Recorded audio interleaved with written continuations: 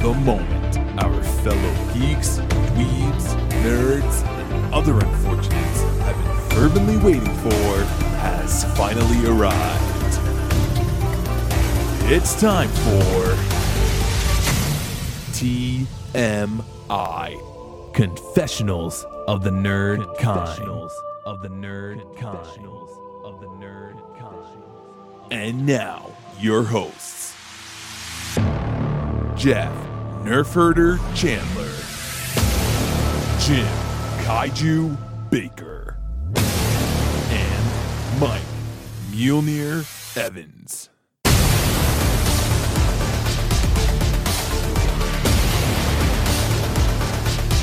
And now, let's get on with the show. Here is TMI. Welcome, everyone. Wait, we're here? We're back. To another episode of TMI. We are talking clowns. What are we talking today. about, Jim? We are talking clowns today. Well, apropos. Yeah. You got two clowns here on the other side of the... We've been talking for the past 10 to 15 minutes and realized that the record button was on pause and none of it was recorded for posterity. So, and it was gold, baby. It was gold. So now you're getting like gold 2.0. The sloppy seconds. You're getting aluminum thoughts. At this point. You know, this is new to you. So let's think of it that way, Jeff. It's a second go around for us, though. So we are talking about The Joker today. This is our main feature, a very controversial feature, directed by Todd Phillips of Hangover old school Borat fame. And he has stepped up to the plate here with a gritty, indie, hard-hitting movie starring Joaquin Phoenix in a, I don't want to say career-defining because he already has a great career behind him. Yeah, but I would say that this is a tour de force. It is, and I'm sure there's probably out there on a poster already. You know, we heard this got an 8-minute ovation at one of the film festivals. It won the Golden Lion Award at the Venice Film Festival. At the Venice Film Festival. Yep. Todd Phillips, you know, I associate him with Deadpool, and he wrote and directed this. Well, he co-wrote it. But yeah, you can't get any farther than a comic book movie than this. No, even though it has token references to the Batman universe, some which are more integral to this plot than others. But as we were saying previously, Jeff, you don't need this to be a comic book movie. This can be any other character but the Joker. It could be somebody you've never heard of, and it would still play as a disturbing story of somebody with mental issues. Yes, yeah. And there probably are going to be some of these Batman purists who are not happy with some of the... But you know what? They weren't slaves to the material.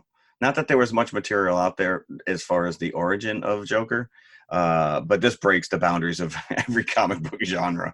And I think that this was set up as like this whole new universe that Warner Brothers is looking to do with these kind of like these standalone superhero movies that don't necessarily fall under the superhero cliche. Yeah, I read this. They're calling it DC Black. DC Black is the name of this. And well, as you said, this is black. This is about as dark as you're going to get. This is the first in a series that they're hoping to partake in. It's going to be standalone, darker stories. Right. Now, not being a fan of DC, we are much more Marvel guys than we are DC. We've always said that from day one. So apologies to the DC. And that's I was going to say, that's not a detriment to DC. DC did a fantastic job. DC was long before Marvel got their shit together. It's true. It's true. You know, Marvel owes a lot to DC. Marvel owes an awful lot to DC. Come on. What do we have? We have Superman. The Batman. We're going to get into Batman 89. DC, I don't know, for whatever reason, has kind of dropped the ball a little bit. Marvel has stepped up, but DC's done a fair damn good job in the television market. They have taking their characters.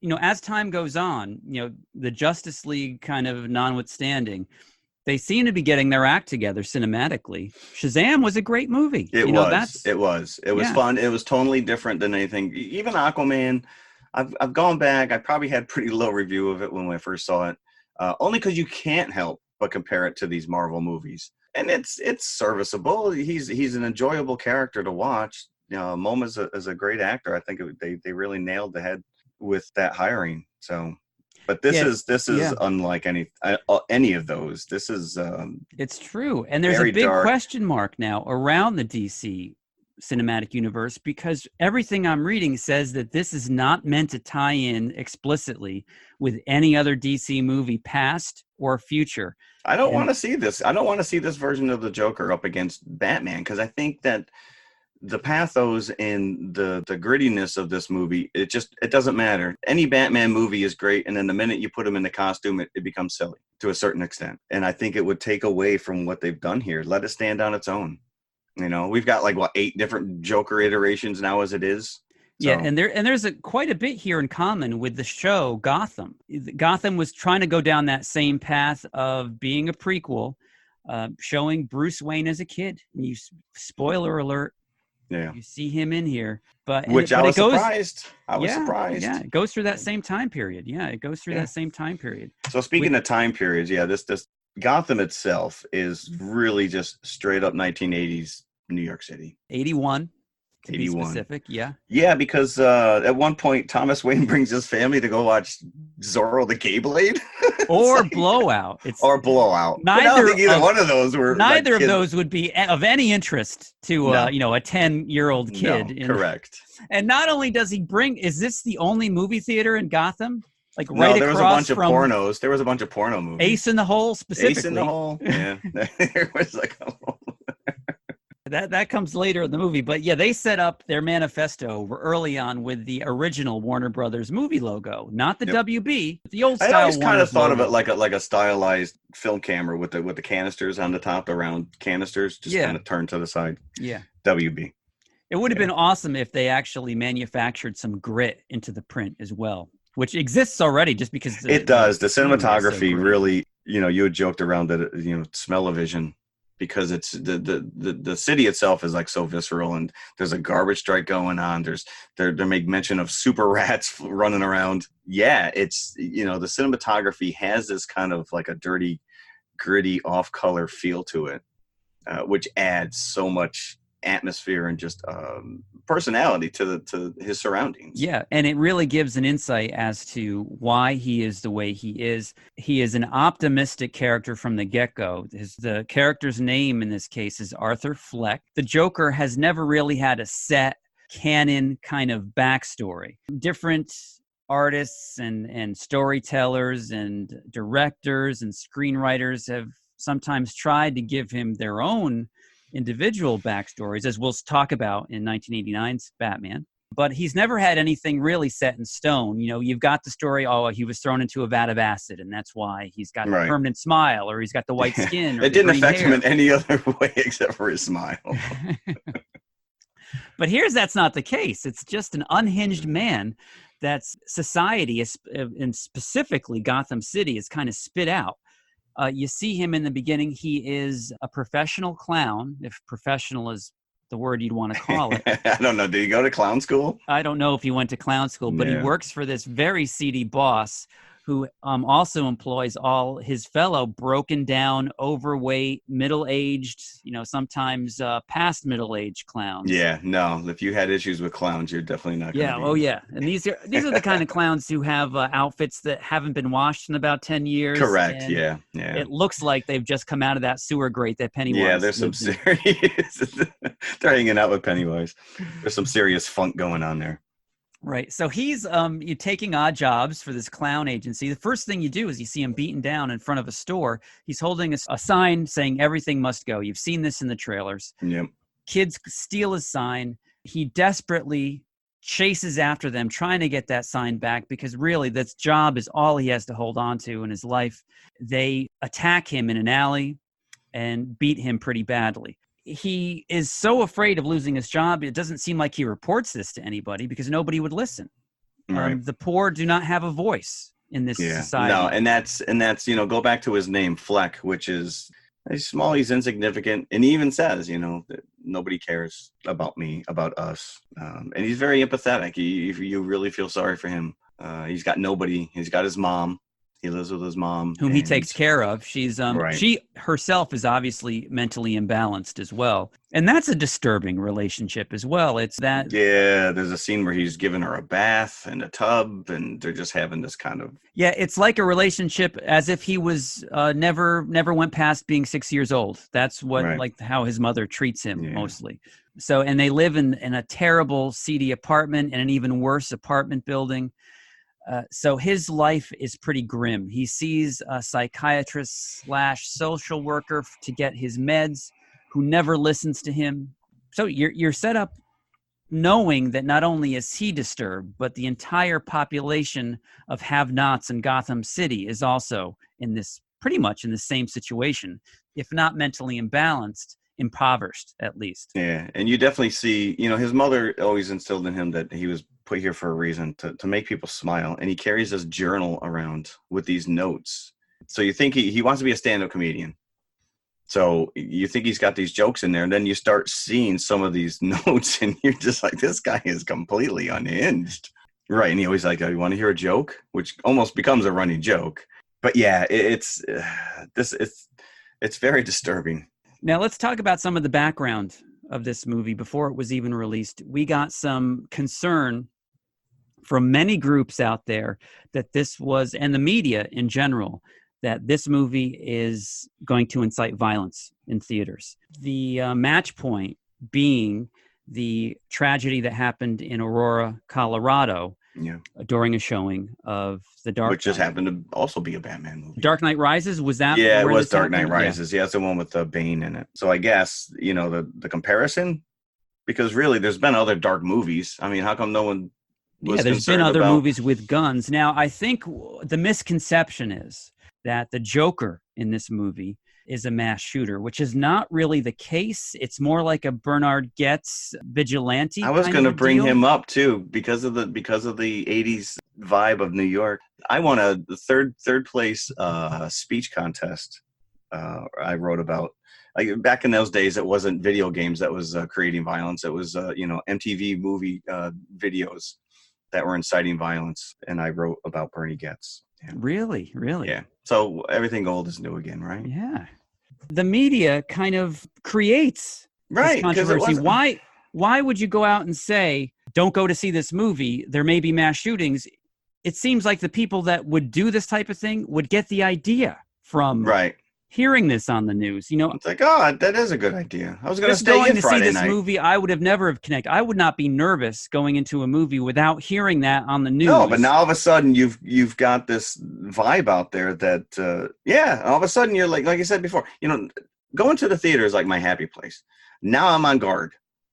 And I guess maybe when you're out in the public, I don't know. I always tell my kids, be aware of your surroundings. But when you're in a theater, you're kind of like, it's different. And now all of a sudden, you're looking over your shoulder, and you brought up the point, which was you had an armed guard, which is crazy. Right. We rolled up to the theater. There was a police car right there. So I think it was parked right in a central location. So anybody that was parking in the movie theater parking lot would see it first thing. Right. We went in, bought the tickets. It was opening night on Thursday, and sat down. As soon as the coming attraction started, the police officer came in, checked the exits by the screen, by the left and right side of the screen, walked out again. And he was, in fact, the usher during the whole movie. Every 15 minutes, he would come down one aisle, walk across the front, and walk up the other aisle. That takes me out of the movie immediately. And he was looking at every face in that theater as he was doing so. And I was conflicted. I felt first appreciative that he was there. I was going to say, did it make you feel safer or less? It did, to a certain extent, not like that he would have thrown an invisible shield over me if somebody did decide to stand up 2 aisles in front of me. And right. But it did give me a sense of security. But as you said, every time you walked down, I was looking at him. I wasn't looking at the movie.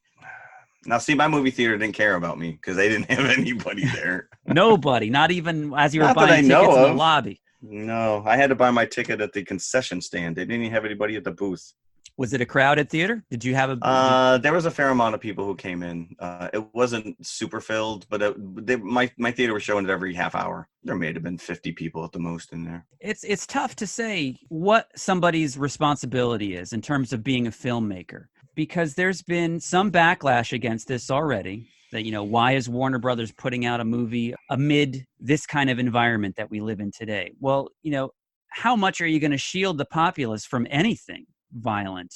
Does that mean we don't have action movies anymore? We don't have Right. movies with a Right. single gun in it anymore, because these are just escape Right. But movies. unfortunately, Function as an escape from this society. yeah, the problem is that with the way things are going, it's sometimes it's a little too close to home. It just takes a couple people to ruin it for the rest of us. It's true. And I brought up this before, but if the movie, would we think of it differently? All of us here, because if you're listening to this podcast, you're a movie fan. So obviously you'd be anti-censorship, you'd be pro directors' rights and artistic expression. But if this movie were called The Pedophile or The Rapist and portrayed said character in a sympathetic light, would you feel the same way? Or would you think that this filmmaker has a responsibility to not do that? There's sensitive people out there that have been victims of such.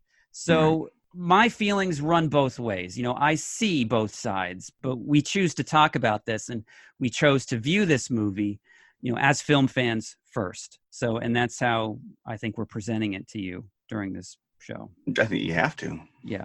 Yeah. So getting off of our soapbox for a moment.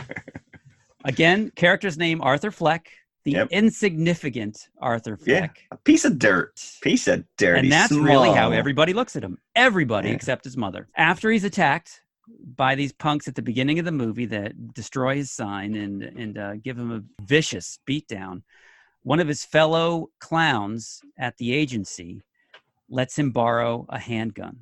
And this guy, unknowingly... Nice going. Nice going. Sets him on the path of further madness.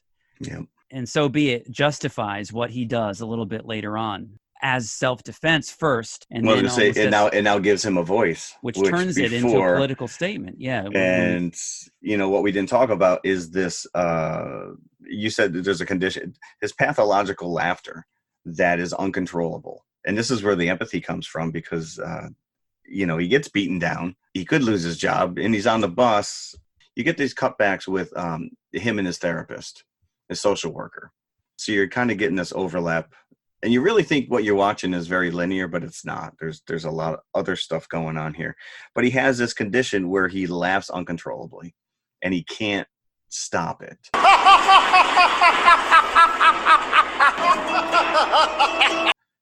And it leads to more trouble than. Yeah, and it seems to happen when he's nervous, when he's in an uncomfortable like situation. You said, it's like a tick. It's like a Tourette's almost.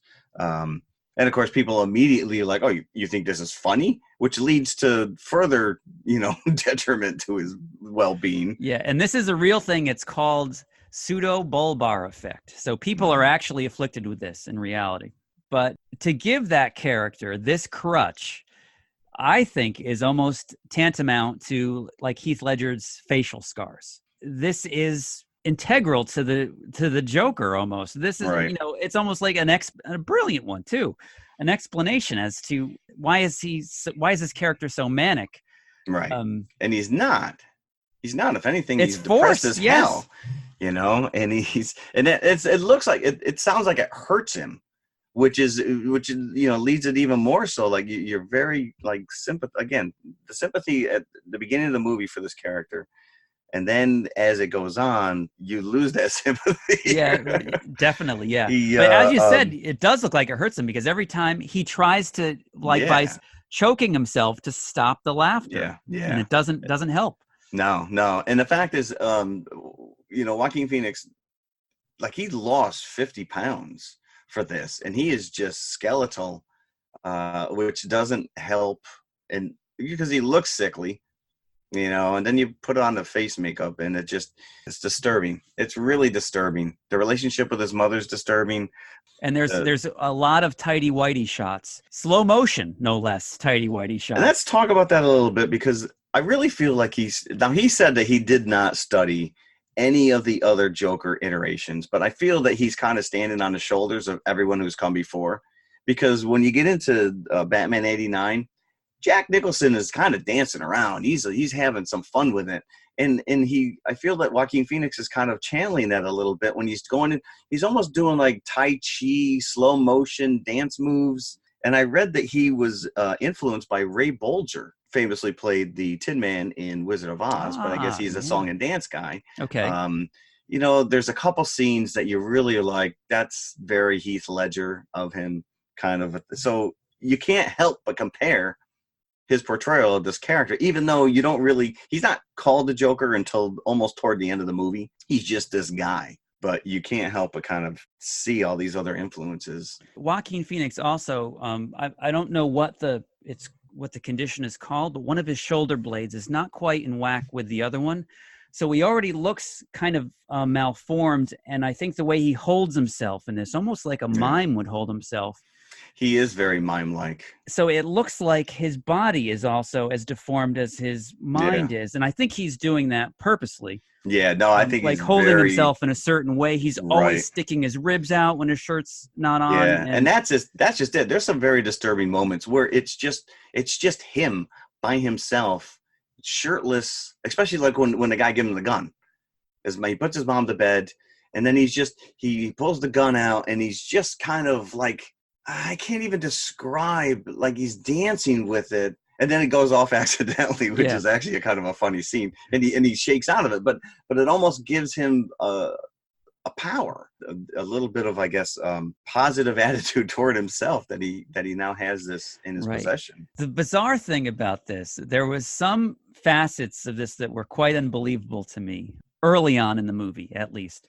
He befriends a woman that lives down the hall from him. This who has is where I was saying young before, daughter. which is, you think you're watching one thing, and then maybe about 40 minutes later, something happens, and you're just like, wait, what?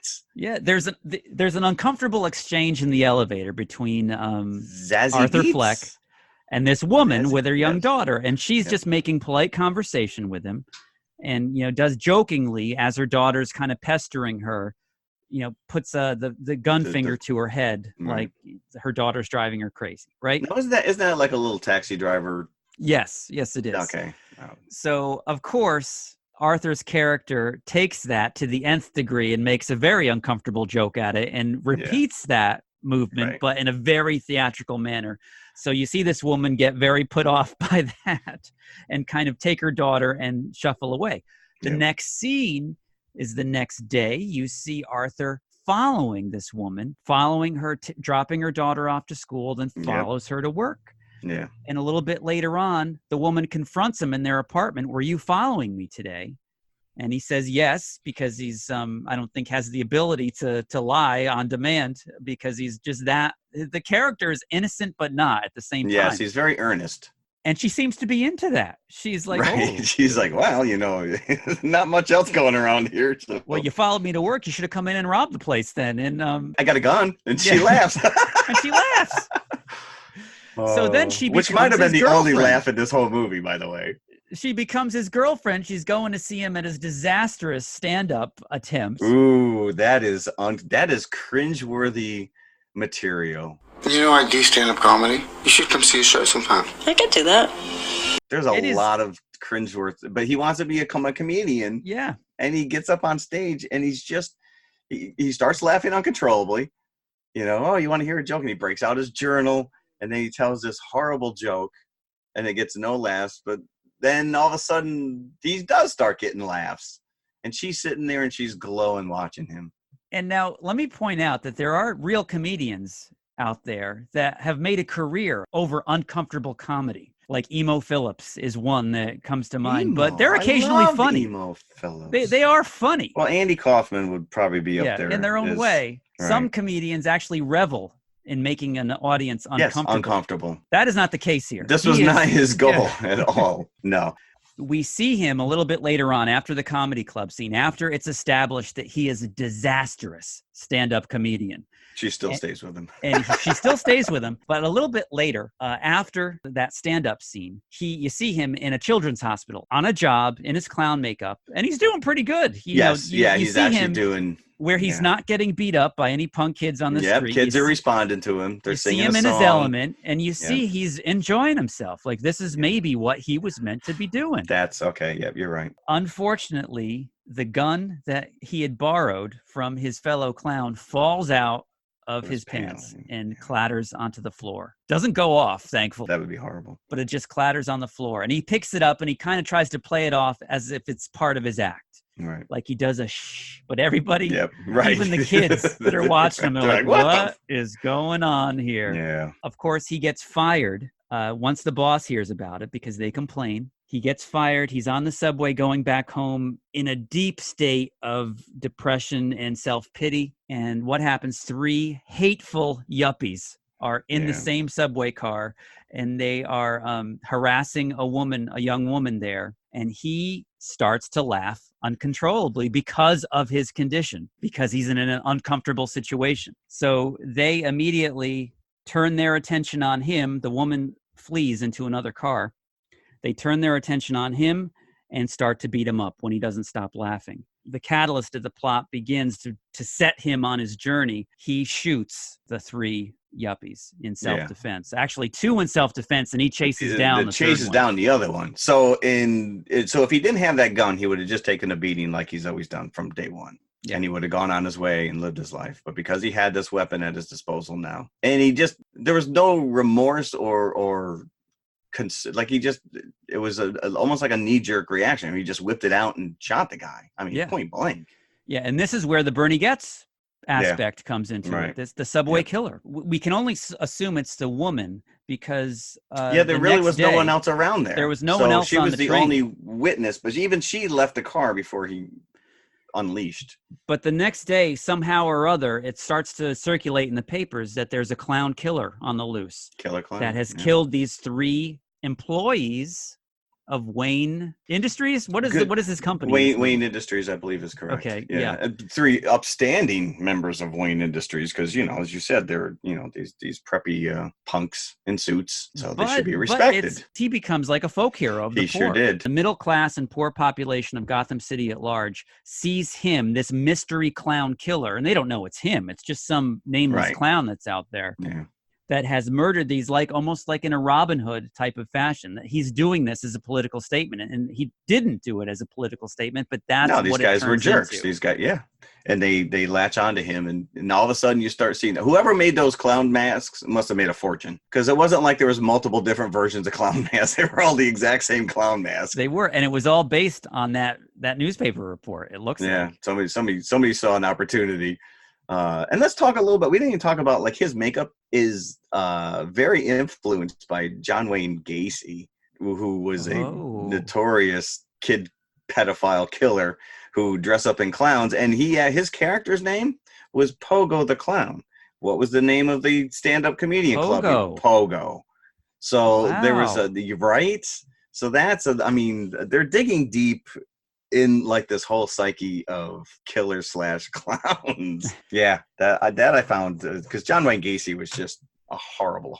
After the subway incident, this is where the movie really picks up steam. Throughout the beginning of the film, his mother keeps saying that she has to contact their ex-employer because they're so poor, and he would be appalled, horrified at the circumstances that they're living in. And you only find out later in the movie who this employer was. She was a housekeeper for the Waynes, for Thomas Wayne. He rips open one of the letters that she was writing to Thomas Wayne because she wants him to mail this letter. And he reads it, and she pleads with Thomas Wayne, please send them the money for her and their son. So talk about a mind-blown moment. Right.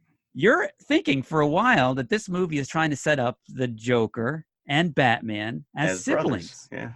And he is just as shocked, reading this revelation. So he takes it upon himself to go to Wayne Manor, and who does he encounter at the front gate? He can't get in, obviously. The gate is between them. Who does he encounter? But his quote unquote brother, Bruce Wayne, who is probably about Gotham age. You've seen Bruce in the show Gotham as a kid. I think he's actually a little bit younger than that. Yeah, you see him here maybe as an 8-9-year-old. I would say probably around there. Who actually engages in him. He actually goes. He thinks he's funny. He thinks he's funny. He's the only one on the planet who thinks this guy's funny. He's not scared of him, so he's doing all these little magic tricks for him, and he's making him laugh. He gives him fake flowers through the gate, and suddenly, who appears but Alfred himself, the butler, to chase off Arthur Fleck before he realizes who he is. Like, my mother's Penny Fleck. I have to see Thomas Wayne right now. That's when Alfred tells him that Penny was mentally unstable, that there's no truth to any of this. Yep. That he is not related in any way. So more than likely, Alfred has been, intercepting her letters over the years, because it made it sound like she's been trying to contact him for quite some time. So now you don't know what to believe as a film goer. Who's right? Is he lying, or is Penny Fleck right? That's where we visit Arkham Hospital. So he goes in and he finds out he's looking for her records because he knows that she was a patient there at Arkham Hospital. We get the sad truth that Arthur was adopted by Penny. That's exactly what Alfred tells him. Yep. Which is what, Alfred had told him that. And so he goes to see if that was true. And according to the records that he finds, yes, it is true. And a step further, Penny's boyfriend at the time was extremely abusive to not only her, but to the young Arthur. Yep. And at one point, he had suffered massive head trauma due to a beating he got from this boyfriend, and which could have led to the psychological problems that he's feeling today. So now he's blaming his mother on the issues that he's having all of his life. The one little tenuous thing that you cling to is now completely taken away from you. Your mother, who you thought was virtuous and honest, is lied to you all your years. The mother at this point is in the hospital because she'd suffered a spell because the police had come to talk to her, trying to follow up leads on this that's the other thing too we thing. didn't talk about, which is these two investigators, these private investigators, are piecing it together pretty quickly that he may be involved in this shooting on the subway. Right. Yeah. So she was so upset by this encounter with these officers that she went into some kind of an arrest, and she's in the hospital.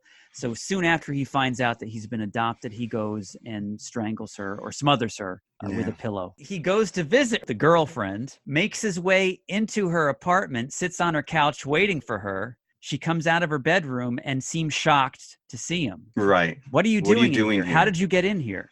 And that's where you're like, wait, what? And then you realize then actually the movie, if you haven't figured it out for yourself, the movie tells you see a little flashbacks of him and scenes with her, and she's not actually there. He's talking to no one. So that whole relationship, which you've questioned anyway, because you're like, who in their right mind would go out with this guy? It was all in his head. All in his head. So that's where you start really questioning everything that you've seen up to this point. And the one thing we also didn't talk about, which was him and his mother were obsessed. They would watch every night Johnny Carson-like character called Murray Franklin, played by Robert De Niro. Now, this is where this movie is in debt to many other movies of the past. Taxi Driver is one big one, as you mentioned. Yep. Because looking at the vigilante aspect of this, and even more so, King of Comedy. Yeah. But as opposed to De Niro playing the stalker, he is now the Jerry Lee Lewis character. Yeah, Jerry Lewis. Jerry Lee Lewis would be Great Balls of Fire, right? I was close. Damn it. That was not in my notes. So yeah, King of Comedy, just the basic plot of that is Robert De Niro is a deranged superfan who is obsessed with Jerry Lewis, who plays a Johnny Carson-like host of a talk show. And Robert De Niro in this movie is trying to get on this talk show because he is a fledgling stand-up comedian. In this movie, Arthur Fleck and his mother watch this character of Murray Franklin, which is a Johnny Carson type character, every night. Right down night. to the multicolored curtains. Do you think there are people out here listening right now who don't know who Johnny Carson is? I sincerely hope not. I did have an intern one day ask me who Ed McMahon was when he passed away. Yeah. So anybody that doesn't, Johnny Carson was the Jimmy Fallon of the 50s, 60s, 70s, 80s. Yeah. Murray Franklin has this show that Arthur Fleck and his mother are obsessed with. Arthur has daydreams that he appears on this show. And gets called up on stage.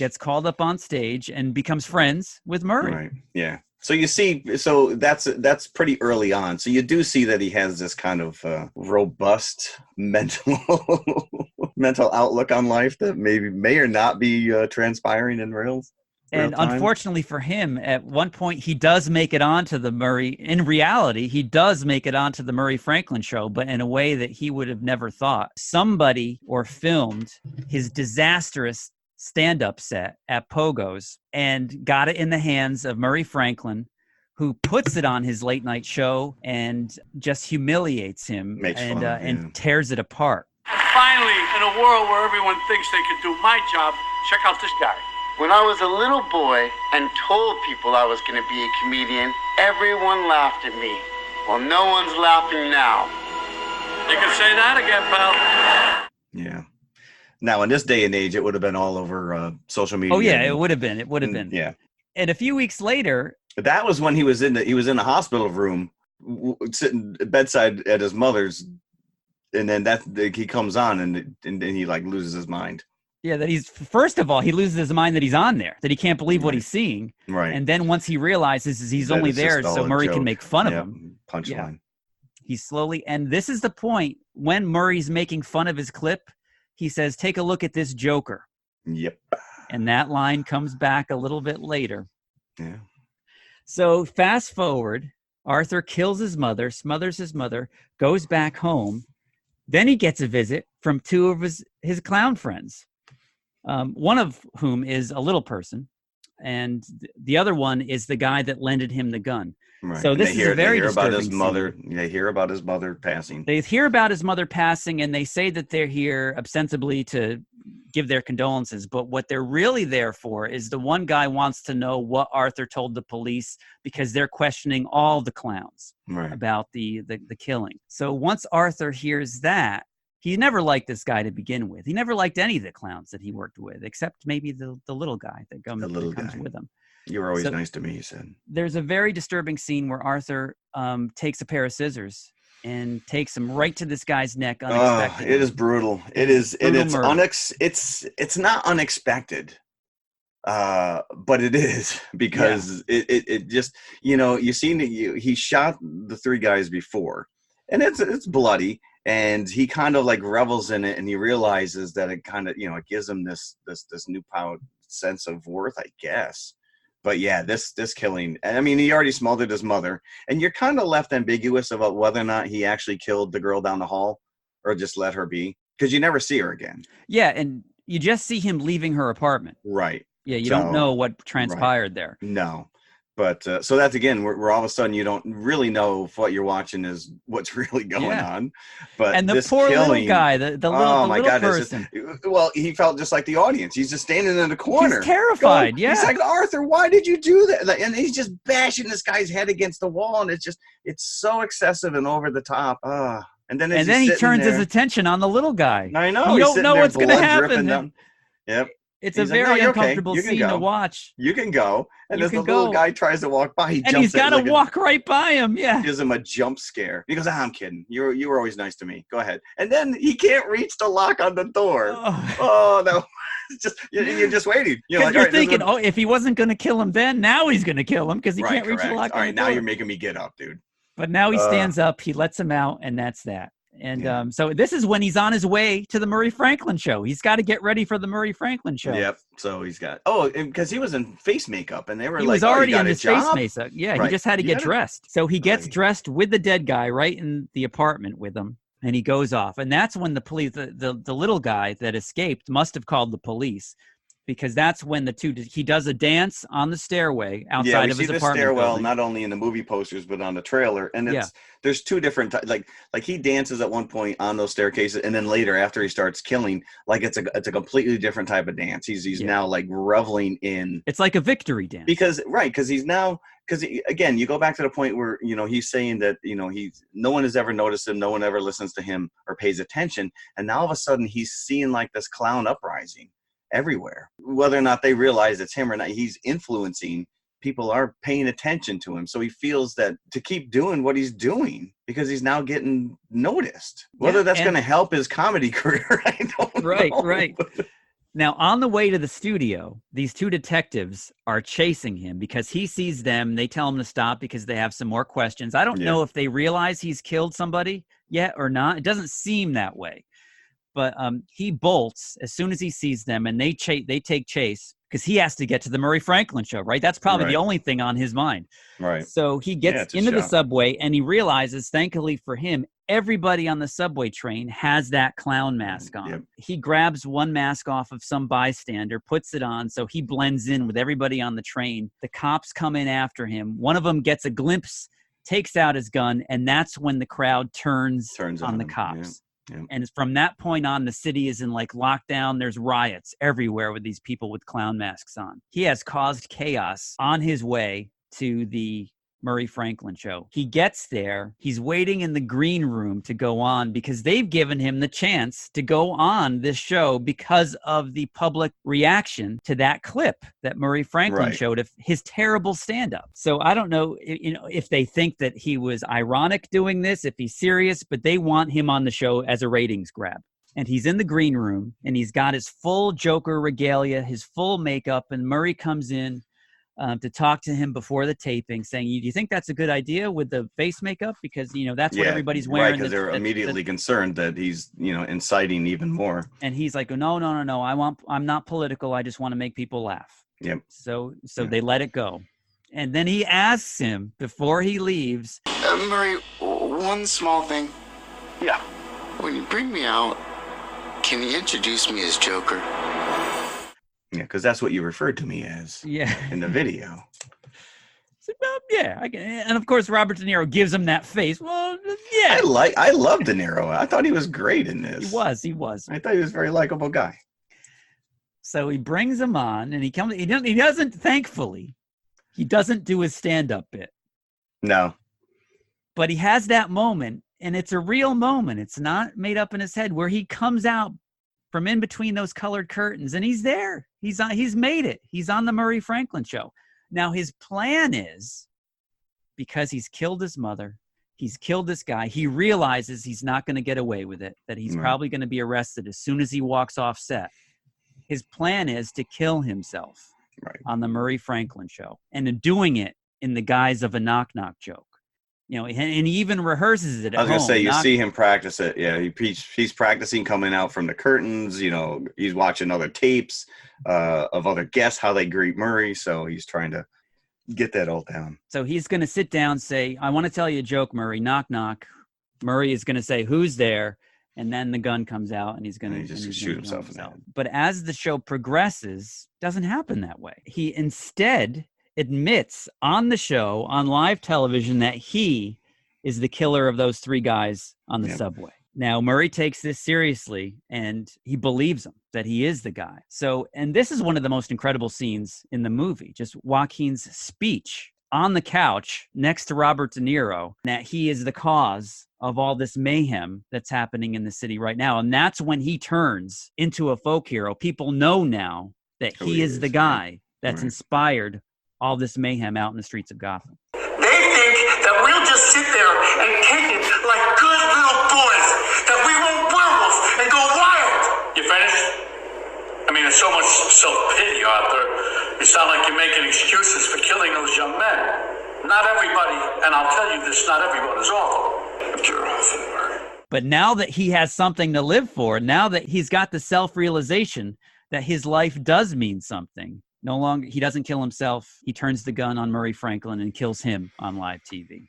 Yeah, which is pretty shocking. So talk about disturbing. The movie goes to dark places here. Next thing you see is him in a police car. Obviously, that to me really elicited. He has committed murder on live TV. He cannot get away with this anymore. Yeah, and he shot him a second time, too, as he laid there. So that was kind of like a little insult injury. That to me was the biggest kind of like Heath Ledger nod, where his head's against the glass. As like the city burns around him, and he's just seeing this chaos unfold. And then another jump shock moment.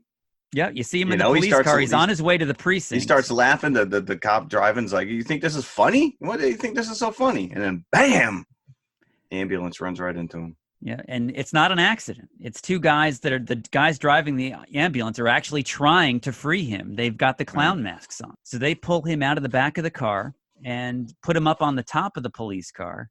And that's when the entire crowd, all these rioters that are wearing the masks, start to celebrate him. Gather around him. Yeah. And what does he do? He does a dance right on the top of the police car.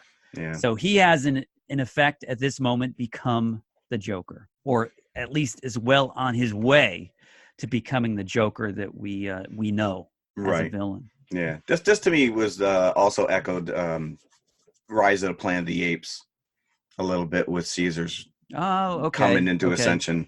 But yeah, it's just it's an over the top scene where he just comes to and realizes that this is what he was meant to be. He's put a smile on everyone's face because they're all jokers, they're all clowns. And again, it's so disturbing, but you can't. And at this point, you just like, all right, where the hell is this going to go? And it kind of answers that ageless question of you ask yourself when you're watching a comic book movie or a James Bond movie or anything else that has like an arch villain, where does this guy get his minions?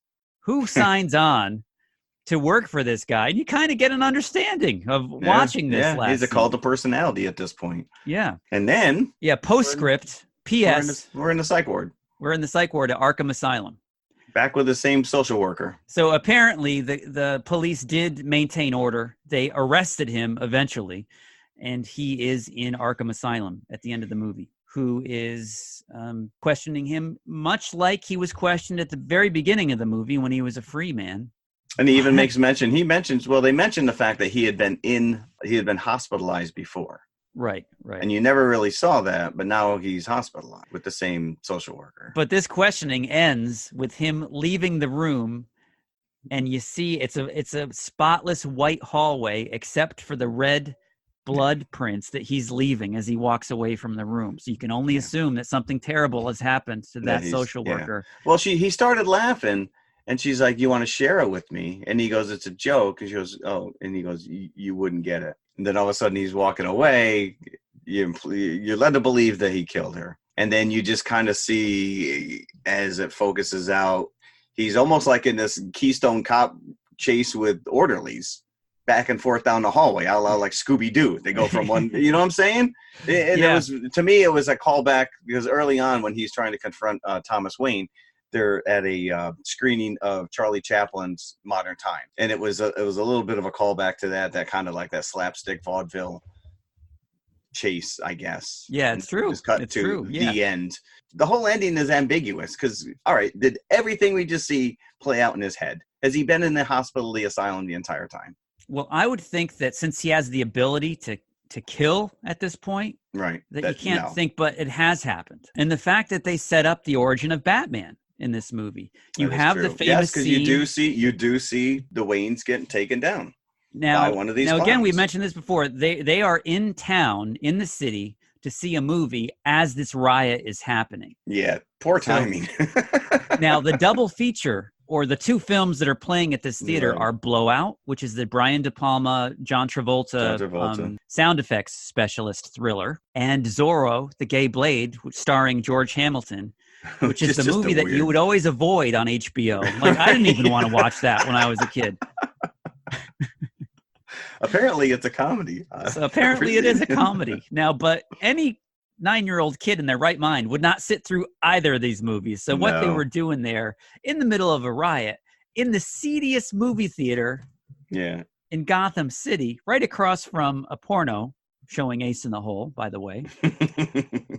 And then they decide to take a shortcut down the alley right by this seedy movie theater during a riot.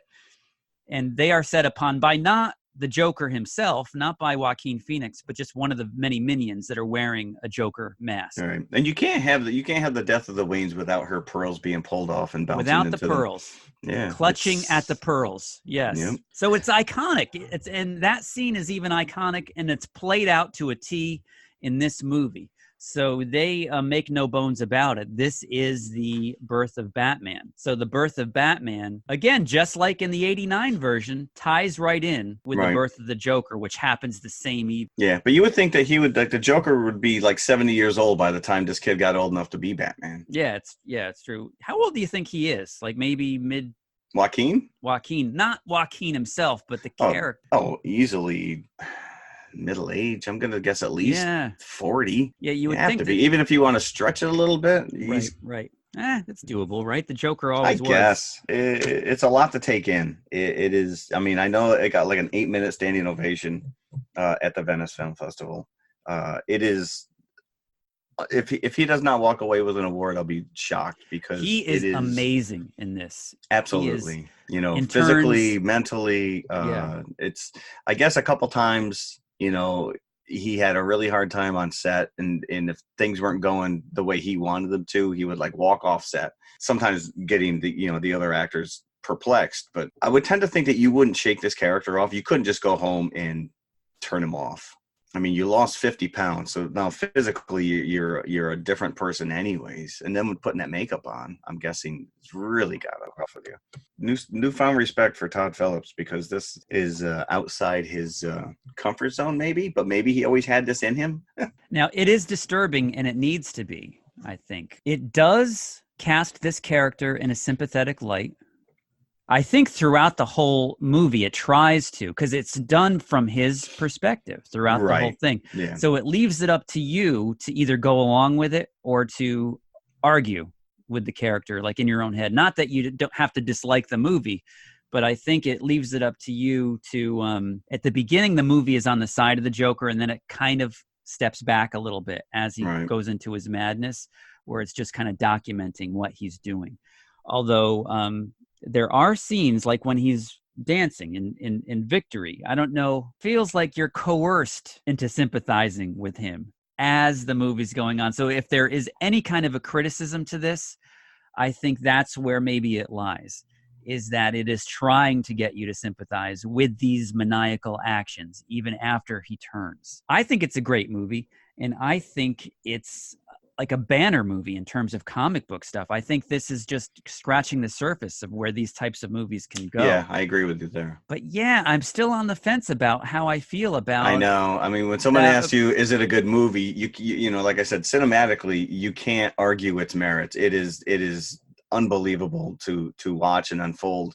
But is it enjoyable? Is it, can I say I loved it? No, I can't. But I can't shake it either. No, it's just a very visceral exploration of this character. You know, I want to just remark, there was 2 young women that came out of the theater at the same time that we did. So we were right behind them, and they were talking to each other about the movie. And when I say young, they're probably in their early 20s, college age. One of them said to the other, you know, I would just like to, for once, to see a movie that's just not morally in the garbage, you know, not meaning that the movie was garbage itself, that was maybe lighthearted, you know. Yeah, but you knew what you were getting in for. This is true. You're not watching a Lion King. You're not going to watch Sailor Moon. It's But that's what I was saying, is that, you know, how it kind of twists your emotions, and it's not a feel-good movie by any stretch of the imagination, but it is a good movie. Yes, correct. Yeah. So I don't know how else to say it, but yeah, you're right. And when that the end, and it's a classical the end in cursive writing, almost like a 30s or 40s movie. Right. And the legend whimsical. of the It's end whimsical, right? Yeah. So it's almost like the movie is taking a bow, you know, as you see the Joker running back and forth in the hallway trying to get away from the orderlies. So and the other question I have is, or maybe the other criticism, you don't see how this character from this movie becomes a criminal mastermind, because he is not by any stretch of the imagination smart, highly intelligent, you know. No. But that's just it. It's an origin story, and I guess they told the story they wanted to tell, and now the rest is up to you. Yeah. You know, like we said, that they have no interest in bringing him into the shared comic book universe. He's not going to show up with Robert Pattinson, nor do I want to see a sequel. No. I don't know. We already saw his descent. That's enough for me, because I think anything else after this would just water it down. Yeah, but like I said before, there's a big question mark now around the DC universe, because this notwithstanding, you know, this is meant to be a standalone. Right. But because they're kind of starting from square one with Batman. Again. You know, but yet Aquaman was a success. So they're continuing on with that. Wonder Woman success. They're continuing on with that. But are they negating now the whole Justice League concept? I think so. I think they have to. Yeah. I think they rushed the gates. You know, they were trying to capitalize on the Avengers style, but Marvel had 10 years to build that up. DC, on the other hand, was like, well, we'll do a big, massive movie. Then they all get their own standalone, and it just it didn't work. It was too much. We'll see where it goes. So, This, yeah. you know, this might change things even more for the DC. I'd be universe. intrigued to see. I think it was on track to make 10 million Thursday night alone. So what was the budget on this? I think it was only 55. It was yeah, pretty, it was low. They said outside of the handful of super rats that they created in the background, the only other CG I read about was they had to enhance that scene where he was going to Arkham Hospital, and you see him, you know, come up to the front doors. He's across the street, and you see the bill. Otherwise, everything is practical. Ah, okay. Really, there's nothing else. So going on it doesn't have very far to go to make a profit. Then, in that case, no, probably not. No. And you know what? If this ushers in other like-minded movies where there's just these kind of like standalone, you know, like Venom could have easily been a single standalone movie. It was such a hit that now we're going to bring him into the Spider-Man universe. We're going to do all this other crap. And that could have been just as dark, you know? I still have mixed feelings about Venom. I've seen it enough times now that I've learned to appreciate it. Okay. That it as a comedy, as a buddy comedy with these two. When we first reviewed it, I was like, this is just ridiculous. And I liked it when we first reviewed it, but now I think my opinion is turning. I don't know. You might have to see it again. Hey, Spider-Man, how you doing? Spider-Man. So buckets on this, which is very hard. I don't know. I feel a moral obligation to maybe take a bucket away just to give myself a reservation for the. I am torn about this. And it's funny because it is getting worldwide acclaim. I did read one really bad review, and I think it was in the Washington Post, and the girl was just like, "This is just garbage." It's you know, you were saying that, you know, we were bringing all these other Taxi Driver and King of Comedy and some of these other things, and she was seeing that as a detriment, that they were just mishmashing all these other old school 70s 80s movies that existed in these kind of environments and just made it a comic book related one. And I didn't necessarily buy the argument, but listen, that's your fair opinion.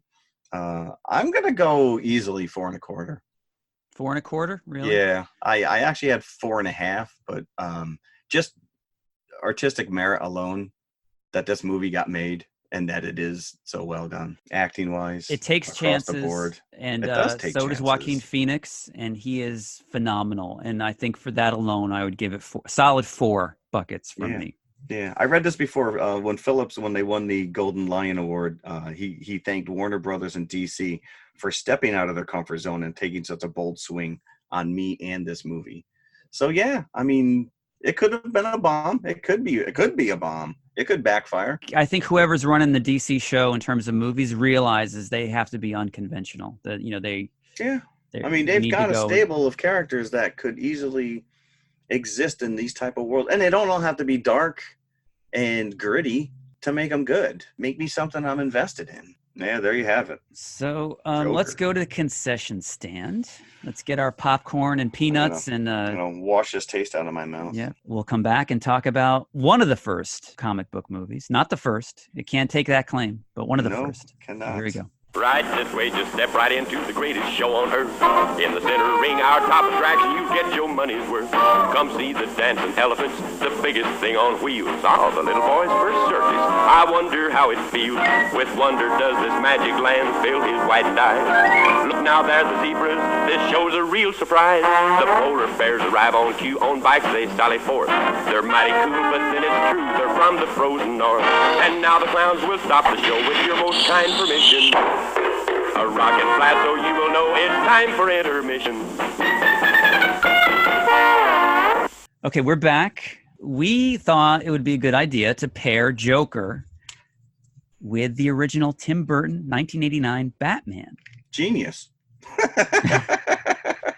Because who's the villain in that? Right. Not that big of a stretch. But you know what? What I say before, we're celebrating its 30th anniversary this year. It came out in 89. So let's see. I was curious to see if this held up, because the hype surrounding this movie when it came out. Oh man, if you were not around massive. In 1989, if you are not of the age where you were cognizant of what was happening pop culture wise in 1989, it pretty much started and ended at Batman from, for the entire summer. Now let's just take into perspective here that we didn't have Marvel movies back then. They did not exist. Nope. Like, you got a Punisher starring Dolph Lundgren or, something lame like that. But that's pretty much all you got. Otherwise, it was Superman. Now, Superman was the daddy of the superhero movies starting in 78. Still is. Now, and they were huge hits, the Superman movies. And I was reading that, just some background on Batman, that they, as early as 1983, were interested in doing a Batman movie following up on the success of Superman. Yeah. But it stalled for one reason or other. And it didn't really happen until later in the 80s. Tim Burton became attached in 1985, 86 after the success of Pee-wee's Big Adventure. So he was attached as a director as early as that, but it didn't get greenlit to happen until Beetlejuice.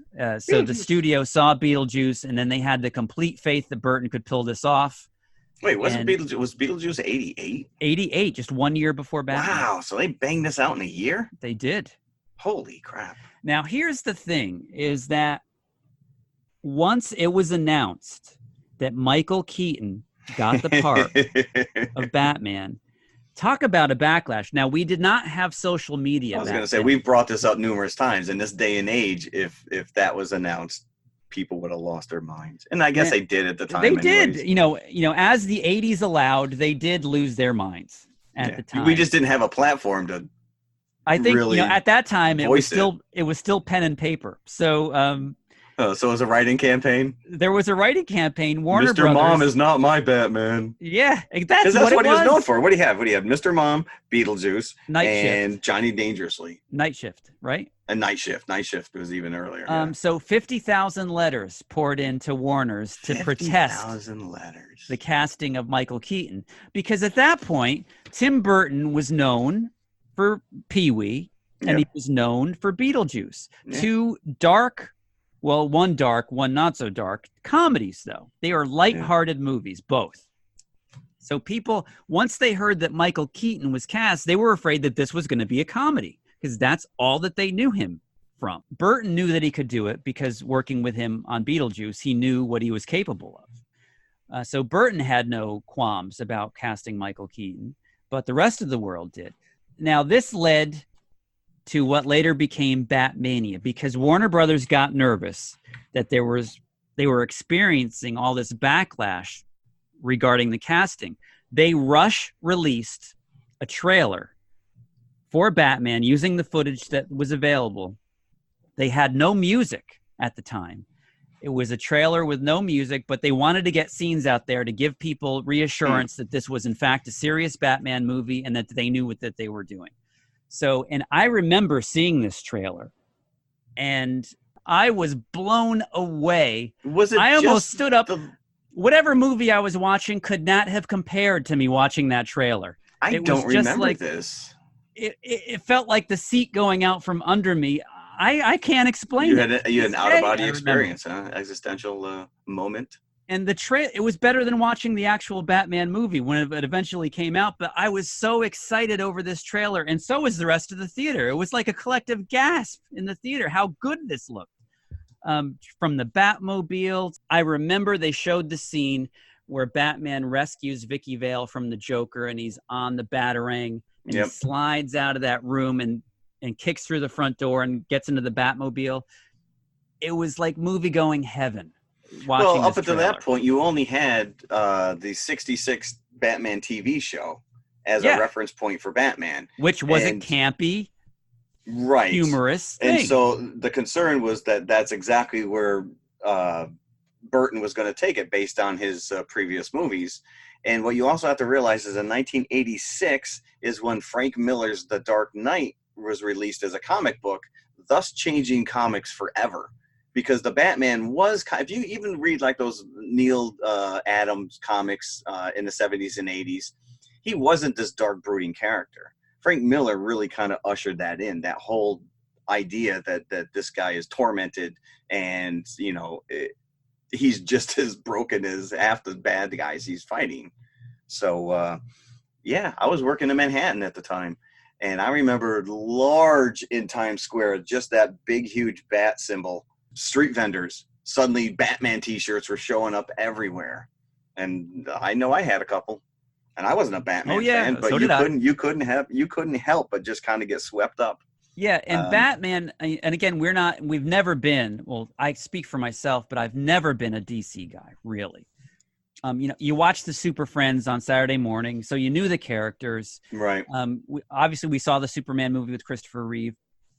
You know the backstories, you know the characters basically, but, I collected Marvel comics. I didn't collect DC. But Batman, because of the show, and, I remember specifically I had a book and record of a Batman comic book with the Joker, and it was like some kind of a funhouse that Batman and Robin were trapped in. And even though it was a book and record meant for kids, it was still a dark story. Yeah. Batman was the only DC character that I was really familiar with, just from the background of, because the character was always in pop culture, more so, I think, than any of the other DC characters, maybe with the exception of Superman around the time of the movies. Right. Yeah. So yeah, I was excited. Not being a DC guy, I was extremely excited to see this movie. And I never really had an issue, I think, with Michael Keaton when all the furor started. Yeah, I don't think I cared one way or the other, to be honest with you. It didn't resonate with me. And if I had any kind of issue, that went right out the window as soon as I saw that trailer. Yeah, I'll have to look that trailer up now. Yeah, because I saw that several times during the early part of 1989, and it just whet my appetite for the big screen. Now, do you remember the night you saw it? Was it opening night? I know for a fact that probably was not opening night. Again, I was living in Queens at the time. I did not see it. I saw it upstate. My girlfriend was going to Cortland, SUNY Cortland. And so we probably saw in Ithaca, but I do remember we had to go to at least 2 theaters before we found one that wasn't sold out. Oh, okay. And the one thing that really stuck with me was the fight sequence in the church at the end. Yes. For whatever reason. Yes. Was like really kind of cemented in my head. How about you? I didn't see it opening night because it was sold out for like a solid week. But I do remember on opening night I was in I was in a mall where it was playing. And this particular mall, this is in Kingston, New York. And back then, the movie theater didn't have an official entrance into the mall itself. You had to leave the mall and park around the building to get into the movie theater. The only entrance was unofficial. The only connection between the mall and the movie theater was the back hallway, where they have all the back doors of all the various stores. So they had a back door for the movie theater. You would walk out that. You would walk down the long hallway, and then you would be eventually in the mall. That's where they routed the line for people waiting to go see Batman, was down this back hallway. So it went all the way down the length of the mall and then into the mall. So we were there in the mall thinking we would go to see it. As soon as I saw that line, I'm like, there's no way. I am not sitting in the front row. You probably have never seen anything like that, right? No. I mean, no, I think the first time I ever stood in a line for a movie for more than 5 minutes was Aliens. And that was in Queens. And that opening night. Okay. That was probably like opening night or opening weekend. And this was hitting the news, the regular news, that people were losing their minds over this movie. Yeah, because this is like Star Wars for 10 years later. And as you said, everybody that was worth anything had a Batman T-shirt. Right, yeah. If you didn't have a Batman T-shirt, color, race, creed, it didn't matter. Yeah, it was a universal connector. Everybody was in love with Batman. Yeah, I remember my shirt of choice was the Joker with a bunch of playing cards. I think I had that T-shirt. I never had a Joker. But so I ended up seeing it probably about a week into its release. I think I saw it the second weekend that it was, when the crowds died down a little bit, and I went to go see it. Yeah, I do remember it being packed when I saw it. Yeah. Now, my thoughts on it. I really liked Michael Keaton as Bruce Wayne. I thought he was just funny enough, and he had that kind of archness to him where, he always had like the raised eyebrow. Yeah. But he was like full on Johnny Dangerous mode. Yeah, he would totally. Yeah. But I don't think that the movie paid enough attention to him or Batman. It seemed to be a study of the Joker. Well, so here's the thing I noticed in watching this, which is Jack Nicholson gets top billing. He does. And that was in his contract. He And would not do rightfully this so, movie. because you're right. This is a Joker movie. Batman, Bruce Wayne doesn't even. Well, no, you get a snippet of Batman early on, but you don't meet Bruce Wayne until like 20 minutes into the movie. And let me tell you, if you were to add up the Batman where Batman himself appears, it's probably like 15 minutes total. Yeah, it's like a Godzilla movie.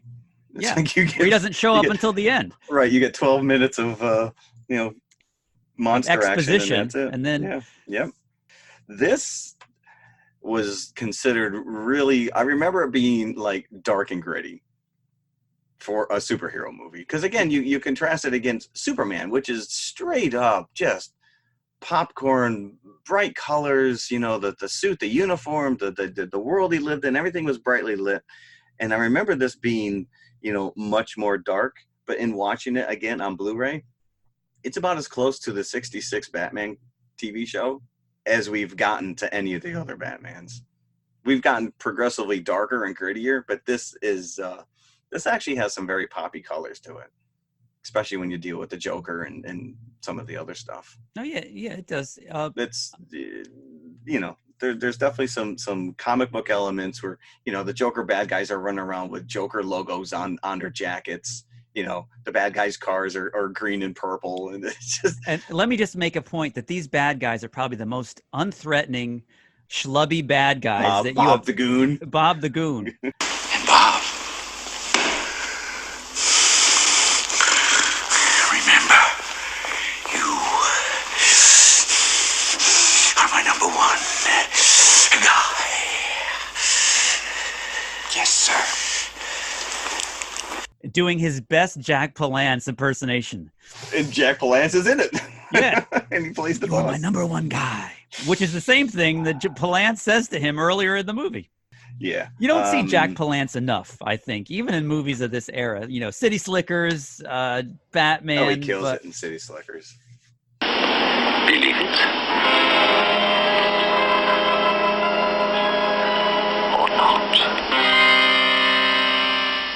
Believe it or not. Nice. I like it. But aesthetically, this is very nice to look at.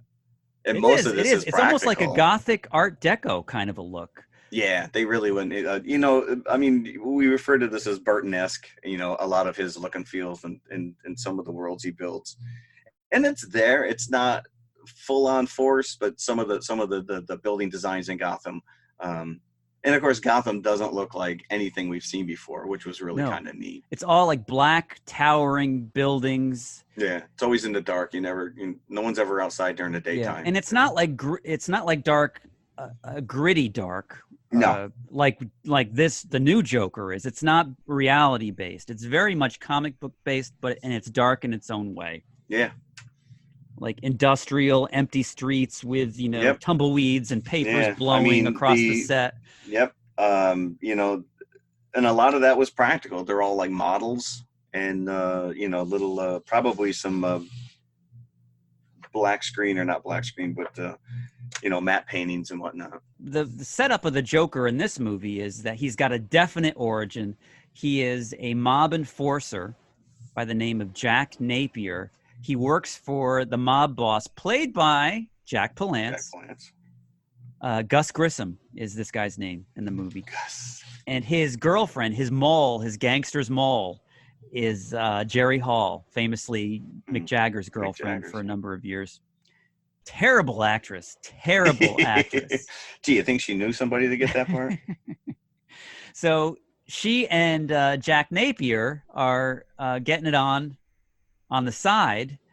Gus Grissom finds out about it and sends Jack on a suicide mission to get some paperwork out of Axis Chemical because he's got some dirty dealings going on with Axis Chemical. Batman shows up and ruins everybody's day, sends Jack into a vat of chemicals at this Axis Chemical company, and he comes out of it with a permanent grin. You don't know. I'd love to know what chemicals do that to your face. Like I said, right? Nothing detrimental to the rest of his body except for his face. And he turns his skin white and his hair green, right? That's true. Yeah, that was a choice on Joaquin Phoenix's part, by the way. The green hair. That was like that was a choice that was not set upon by a chemical bath. So that's what we get. So the Joker is born. He immediately realizes that Gus Grissom set him up, that he went there to get nothing, that there were no files there to be found. That was before Batman sent him into his chemical bath. So he goes back, kills Jack Palance, and he becomes the head honcho. He's the mob boss now in full maniacal Joker mode. So that's basically the setup of the movie, is that you have the Joker. Batman you've seen a couple of times, maybe even once at this point. He dispatches, like in a novelty scene in the beginning, he just dispatches 2 nameless thugs, and then he shows up at Axis Chemicals. And there's so many quotable lines in this movie. There is, and mostly they come from Nicholson. Right, but that one where he's like, "Who are you?" He goes, "I'm Batman." Like, how many times have we done that over the last 30 years? Yeah. It has probably been goofed on in numerous movies as well. And doesn't Bale say that as well in Batman Returns? Yeah, except he goes, "Oh, Batman," because he's got a really stupid Batman voice. That movie held together until he put on that suit, and then it just becomes silly. And you've got a bunch of supporting characters here. They were dipping into the Superman well with Vicky Vale and the Alexander Knox characters. It's pretty much Lois Lane and Jimmy Olsen. And Superman. you know it was 1989 because what has Robert Wool done since then? He was like everywhere I think he had a contract with the 80s that he had to leave the business after 1989. 1989, thank you. Although Billy D. Williams would have played a great Two-Face. He would have, and he was extremely upset once Burton no longer did these movies after they went over to Schumacher. I'm sure he probably had it in his contract. Hey, that he was going to Harvey Dent now, and you come back. Yeah, bummer. No, you're going back to those Colt 45 commercials. Sorry. I don't claim you can have a better time with Colt 45 than without it. But why take chances? So I'm going to have a hard time saying this. Is it Basinger or Basinger? Basinger, I believe. Basinger. Yeah, yes. Who did they ask? I've got it. Sean Young was originally approached to play Vicky Vale. Okay. Famous of Blade Runner. Yep. And famously unhinged as well. Well, I like Vicky Vale. And boy, she took no time in sleeping with Bruce Wayne, though, did she? No. No, I wonder if she was giving him an oral account of her findings. Although the next morning she wakes up and he's hanging upside down, and I'm like, all right, that's a little too silly. Now, as I said before, that this movie was in development after Burton did Pee-wee, even before then, but Burton was signed on to direct after Pee-wee. So before he worked with Michael Keaton, there were a number of actors that were named as possible Batmen. So we had Pierce Brosnan as one of them, Ray Liotta as another, and Willem Dafoe. Can you imagine any of those guys? No. But then again, I couldn't have imagined Michael Keaton at the time either. No. But after you saw him, it made sense, didn't it? Right? Yeah. Listen, he did a damn good job. Yeah. I enjoyed this. And we talk about, the various Spider-Men. I know often we've said, well, this one is a better Peter Parker and this one was a better Spider-Man. I think Keaton was definitely a better Batman than he was Bruce Wayne. I think he was a little out of sorts as Bruce Wayne. I agree with you on that. Because he's a little too everyman. Yeah. He's like Tom wearing Hanks. jeans and he's a like turtleneck. a Tom Hanks, right? Yeah. George Clooney, for better or for worse, probably played a better Bruce Wayne because he's got to have that certain swagger. Yeah. He's got to be better than you, and he knows it. But when he had the cowl on, he just had that the pursed lips and everything else. Like, he became a different personality when he put the Batman suit on. Yes. Yeah. That you couldn't really say about Clooney. Or maybe no, I agree. Yeah, Val Kilmer definitely not. Yeah. Christian Bale, on the other hand, I think definitely a great. Yeah, Batman. Bale was very good. I actually liked Affleck to a certain degree. In his way, yes. Yeah, and it's happy to see over the years that the evolution of the suit, because that cowl and shoulder piece is all one. So he could never really turn his neck, and it's so without obvious. Turning his entire upper body. He's looking up. He's got to literally shift his entire torso, and that it almost took on like this, like a headgear, like it really protruded well past his eye sockets, and that's been streamlined. But you know, they did the best with what they had at the time, and I was surprised. This really it held together a lot for me, and I don't remember Prince being so integral to the soundtrack. Because as I've always, you know, given accolades to Danny Elfman, who I absolutely adore. He can do no wrong to me. Well, no, Planet of the Apes soundtrack was horrible. But yeah, the you know, when Joker first shows up at the museum and he's dancing, you know, to that Prince song, kind of a thing, and Jack Nicholson is having a blast with this. He is. You know, so you really. Now, it's fun. I was glad to watch it again. That's for sure. Now, speaking of the Joker, I do have a list of names that they were considering before they thought Jack Nicholson was a possibility. Brad Dourif came close to getting the part. Yes. Okay. Grey Worm from Lord of the Rings. So that would have been interesting. Tim Curry was considered. Okay. David Bowie was considered at one point. And John Lithgow, who actually auditioned for it and said he didn't want it in the audition. I think he changed his mind when he got there. Yeah, I'm going to show up and I'm going to give a half-ass review. I don't want this. Yeah, it's like as he's reading the lines, I changed my mind. Now that I'm reading this, you'd think you got the script beforehand, but... And James Woods, also considered for James the Joker. Woods. Huh. That would have been interesting. He would have been frightening, I think. But yeah, nope. Then they got Nicholson. Again, he wanted his name on top of the marquee. He wanted percentage. And this was one of the first times that this happened. I think he realized what potential that this movie could bring in. So he asked for a percentage off of the box office. So he made a mint off of now this. It's like almost everyone asked for that. Yeah. Huh. So so then we came to Nicholson and Keaton as the two main players here. Okay. They don't get a lot of time together, but like I said, the end fight sequence in the church. But there's one amazing scene which has always stuck with me when Bruce Wayne meets the Joker. Oh, yes. He's at Vicky Vale's apartment and the Joker comes in. Yep. And Bruce Wayne is in the bathroom and he takes that metal tray and puts it in his, as a shield because he knows he's going to get shot. Yep. And they have that face off where you can tell that Bruce Wayne is just as unhinged, and it's the only time he shows it in the movie. Yeah, you're right. You can tell he's not just putting it on. His character's not just putting it. He is a little bit off, and you have to be to dress up as a bat, as you. Yeah, every night. You know what happened to this guy, Jack? Made mistakes, and then he had us. Lights out! Now you want to get nuts? Come on, let's get nuts. Tell me something, my friend. You ever danced with the devil in the pale moonlight? What? I always ask that of all my prey. I just like the sound of it. Yeah, because obviously that's what he heard when his parents were taken out. Yeah, and of course, and you've said this before, it always has to tie in together. It couldn't be just some random guy like they did in the Joaquin Phoenix movie. Right. That kills his parents. It has to be the Joker. It has to be a personal vendetta. Yep. And that's what he realizes, that the young Jack Napier was the one that killed his parents in that back alley, complete with slow motion pearls falling to the ground. Yeah, that's iconic. I wonder what movie they saw. I think in that case, they may have been at the opera. I think they were at the opera. Yeah. Yes. So, but yeah, one of my favorite parts was Vicky Vale and Alex Knox had gone to the Wayne house, the mansion. There was a big fundraiser or something. That's when they first are snooping through the house. And then when he asks her on a date and she comes there and he says, "Did you find us okay?" And I'm like, she was just there the day before. Did you find it hard to find the house?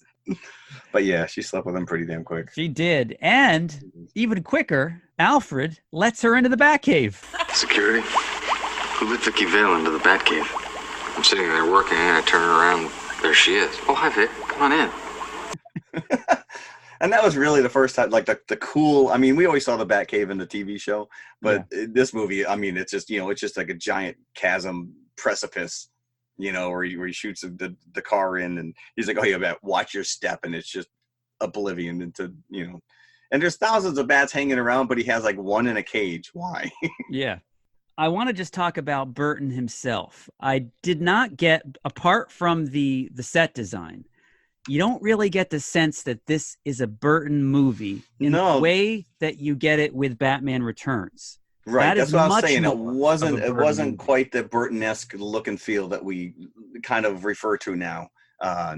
Whether or not he was playing it safe out of the gate or just didn't completely embrace his craziness. Yeah, because it existed, definitely. You had Pee-wee, you had Beetlejuice, and then right after you had Edward Scissorhands. So he had already established himself in a certain style. But this was really the first property that wasn't his.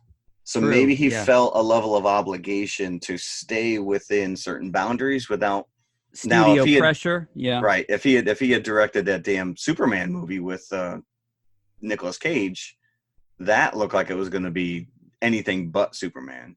That would have been so over the top and out of control. I'm glad it wasn't made. I think this had to be 100% Burton, that there was a lot of parallels to Batman and Dracula, I think, in this movie. Just with him holding the cape up, that one scene where Batman tells Vicky Vale because she's got the film in her dress. Why did you bring me here? I mean, you could have sent that stuff to the press yourself. You're right. There is something else you have that I want. What? Yes. And then boom, the cape goes up and you hear all the bats. That's right. As if he's Dracula about to suck the blood, right? Yep. So I think I liked those touches, and I think that was all from Burton. You don't get that Burton fix that you get from his other movies. Right. And maybe one of these days we'll do Batman Returns, because I think that's a more successful Tim Burton movie. Yeah, and it's definitely a darker movie. Yeah, definitely. Yeah. And it's when you see that, it's very, you feel bad that Michael Keaton never got another chance with this. I don't know if he wanted it or not, but I don't know. Like to see now in this day and age, you're locked into a 6-movie deal. Yeah. Yeah, I don't know. My favorite line is never rub another man's rhubarb. And her apartment, did you catch her apartment number was 9? I don't know if that was a reference to 9.5 weeks. Oh, it should have been 9.5, right? That would have been a little too on the nose, but yeah. Yeah. No, my favorite line in this, does it look like I'm joking? And she's like, well. He's like, well.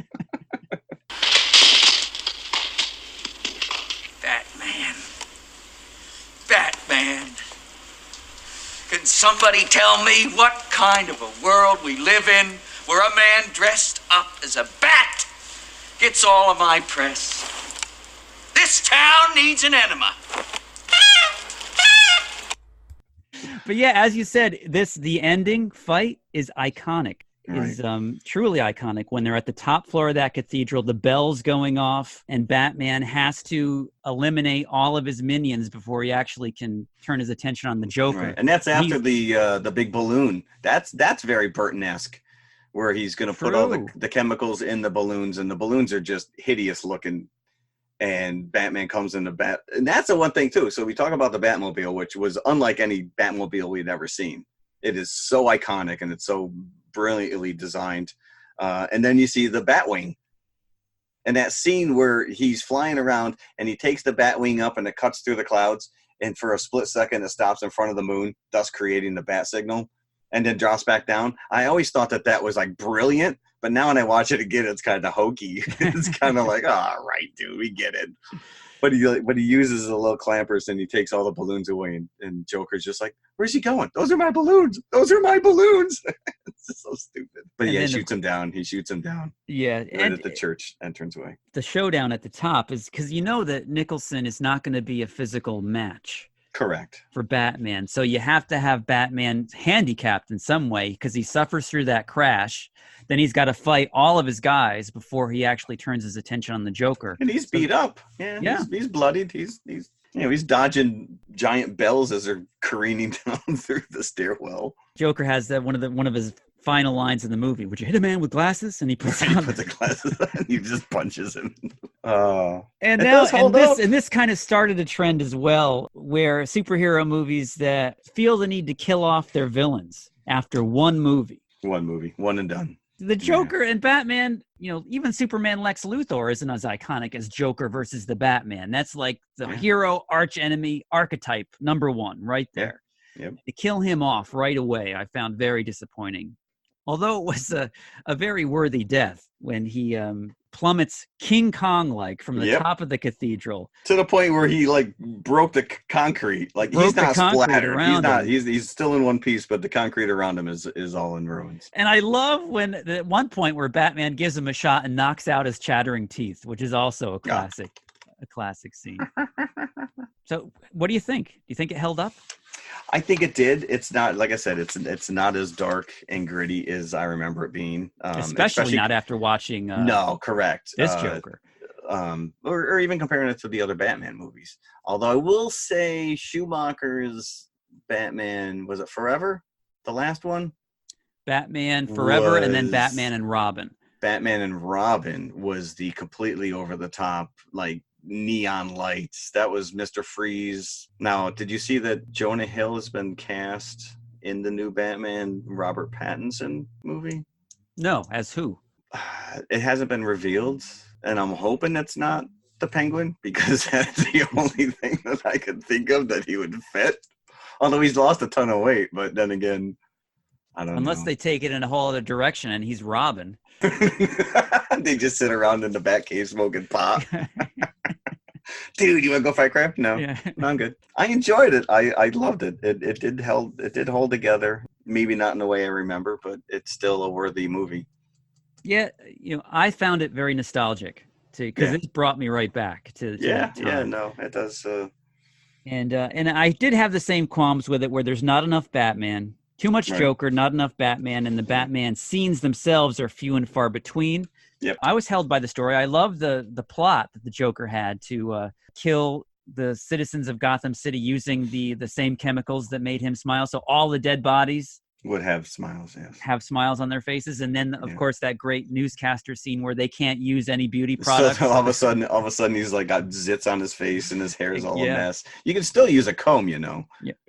So I love that whole thing. I love the story. Buckets wise, I think I would go 3.5. That's exactly where I am. Yeah. Yep. That's exactly where I went. Yep. Not a horrible movie, not a super phenomenal movie, but an enjoyable movie. Yeah, I agree. One day we really should do Batman Returns. I would like to watch that again. I might give that a couple buckets less. Danny DeVito was very disturbing. Maybe we'll do Cats, and then we can oh, no, we're not doing Cats. We can tie that in with Cats, right? We're not doing Cats. I'm drawing the line on that one. Okay, our confessional this week. Confessionals. We decided, recently decided. We dug deep. And we said, what could possibly tie these movies We can't together? go back to the Batman because in an early episode, we did ask ourselves who our favorite Batman was. So if you want to know the answer to that, go back and listen to 1 through 10. I'm not sure which episode it was. I think that was the episode where we talked about Batman, 66 movie. Could it have been? Maybe. Why else I think you're right. Yeah, because why else would we have brought that up as a confessional? Conversely, this week, we're going to ask ourselves, who is your favorite Joker? Which is, obviously you can't. Joaquin Phoenix has just killed it in this movie, but we've had others. Heath Ledger, famously, a lot of people didn't think that anybody could follow Heath Ledger after his performance. No. Proves them wrong. If it's possible to say this, these are both kind of definitive performances. Yes. Yeah. Yeah, and you can't really say one is better than the other. It's they each took their own path. All right. So what are you thinking on this? I'm going to have to go with not the theatrical, but the animated Mark Hamill, who played the Joker famously. Now, I've only heard snippets. I've never actually watched an episode of this. Oh, no? The Batman animated series, but I've heard his take on the Joker.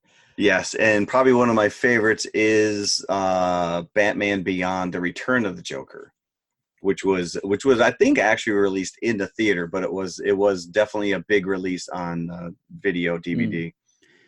Now I will say that if you don't have the knowledge that that's Mark Hamill, you would never figure that out on your own. No, but I think once you hear it, especially because we just talked about Age of Resistance, Dark Crystal, and he plays, was it Chamberlain? He plays the Chamberlain? No, he plays the Oh, scientist. he plays scientist. He plays the scientist. And while his vocal range is ridiculous, you do hear that Joker channeling through every now and again. Right. But it is very iconic. And I know a lot of people, petitioned to have him play the Joker in this Joaquin Phoenix movie at one point. Why not just let him play the character? So Mark Hamill. Okay. I went Mark Hamill. So I'm also going to go animated, but I'm going to stay theatrical. So I'm saying Zach Galifianakis in the Batman Lego movie. Right? Now, which is this movie portrays their relationship as very codependent. Which I think I mean, you said it before. It's it's arch nemesis. You don't exist without me, and I don't exist without you. But it's funny because Batman in this movie, as played by Will Arnett, brilliantly by Will Arnett, is in denial of this codependent relationship. And Joker is offended that Batman doesn't hate him. Right. So, I think there might be a similar line as to Jerry Maguire, but you had me at I hate you. Or something. And it's true. There can't be a Batman without they're intertwined. And I think by the end of the Batman goes on a cathartic journey. And I think that's the point of the movie is family. And Joker, in some strange way, is his family just as much as Alfred and Catwoman and Robin is. By the end. Oh, joy. So anybody that hasn't seen Batman Lego movie, just as good as either of the Lego movies. It is very surprising. It is so maybe not so much Lego 2, but that first Lego movie just blew me away. So creative and unlike anything I expected. I think you should give the Lego 2 another shot because I think so. When you watch it on the merits of the first one, then it can't measure up. But I think it deserves another look. Okay. Maybe I'll go do that. And coming up next week, we're going to be talking about 2 Will Smiths with Gemini Man. And we are going back to 88. I'm not sure what it is, but we'll know by next week. Twins, Arnold Schwarzenegger and Danny DeVito. So tune in. I gotta go wash this Joker taste out of my mouth. Clowns. We're done with clowns, right? You're done with clowns, yeah. Excellent. I wipe my hands on them. Yeah. Beautiful. Well, thank you for listening. Yes, thank you as always. We'll see you next week. Bye. You must be joking. Do I look like I'm joking? No. Ha ha ha ha ha!